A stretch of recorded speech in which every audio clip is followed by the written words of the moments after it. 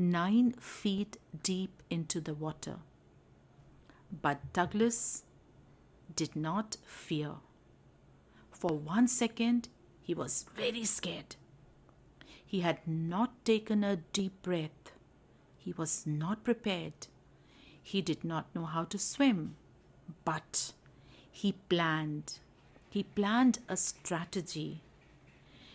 He was fearful, but he was not out of his wits. So he planned. He thought he would go down, he would reach the bottom, and he would jump with all his might and come up like a cork. And then he would search for a ladder or a rope or a tube and swim to safety as soon as he reached the surface. But it was not so easy. That 9 feet seemed like 90 to him, and he did not come up like a cork. It was a very, very, very slow process. Once when he opened his eyes, he saw only dirty yellow water. He tried to shout, but was suffocated. And then he saw little light, and he came up. Only his mouth and nose came out of the water. He tried to hold on to something. He flailed around, he lashed around, he struck around, but he couldn't find anything. No rope, no ladder. And he went down the second time. Now, when he went down, he had again not been able to take a breath, and he struggled to breathe. His head started throbbing, paining. His lungs seemed to be bursting. He felt almost faint, but he did not give up. He remembered his strategy. He had to go down and he had to jump with all his strength, and he would come up, hold on to something, and as soon as he came to the surface, he would swim to safety. But there was a lot of terror in him. He shrieked. He was paralyzed with fear. He called out to his mother, but nothing happened. He came up a little, very, very slowly, and this time only his nose came out of the water. And he went down the third time. When he went down the third time, he just couldn't breathe. He opened his mouth and he only got water. And his lungs almost gave up, and he gave up, and he fainted. He lost his consciousness. Finally, when he came to consciousness, he found himself outside the pool vomiting water. That boy, that bully boy, he was scolded by the instructor, and he said, I was just fooling around. But that could have costed Douglas's life. Douglas was so scared. He trembled with fear, and he just went back home. At home, he did not eat, he did not talk to anybody, nor his mother, and just went to sleep. After that, he avoided all water bodies.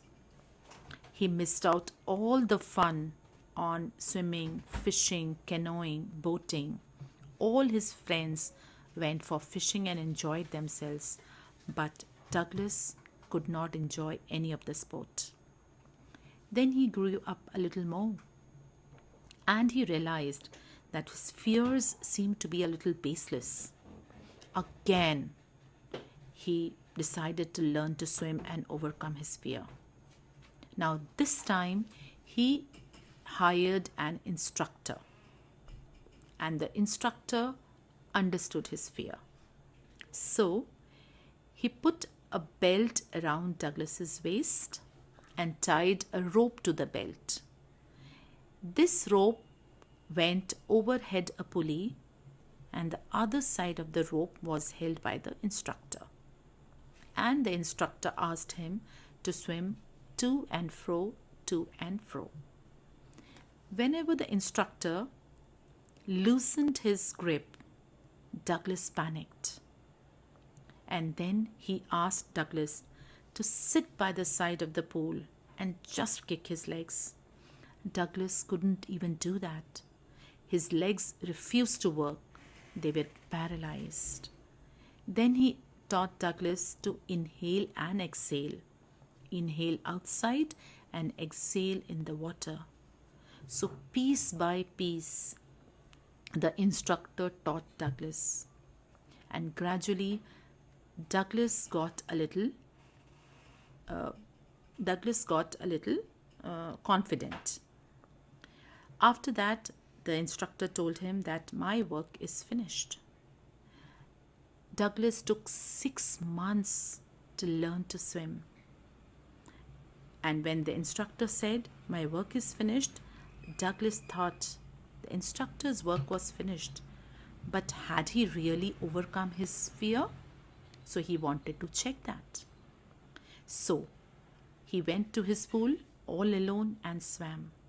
As soon as he put his face into the water, little fear returned. And he said to himself, no, I'm not scared. And his fear just vanished. Then he decided to go to the lakes nearby to see if his fear returned when he was all alone. Pools are safer, but what about rivers and lakes? So he went to Warm Lake, he went to Lake Wentworth in New Hampshire, and there he camped at night, and in the morning he swam in the lake. Again, when he put his face into the water, little fear returned. But then he said, I'm not scared. And he found that all his fear had gone away. And he shouted with joy. He had overcome his fear. He understood that the greatest fear is of fear itself. Douglas had almost faced death. He had understood what is life. He now understood the importance of life. So he also understood that fear is baseless and one needs to overcome it. And this Douglas, when he grew up, he became a friend and advisor to President Roosevelt. So this story is about a young child who faces fear when he's 3 or 4 years old, tries to overcome, join a pool, and then 10 or 11 years old again is almost drowned, yet doesn't give up, again takes an instructor and learns to swim, and finally overcomes his fear and becomes a very important person in life, a friend and advisor to the President of America, President Roosevelt. So this story mainly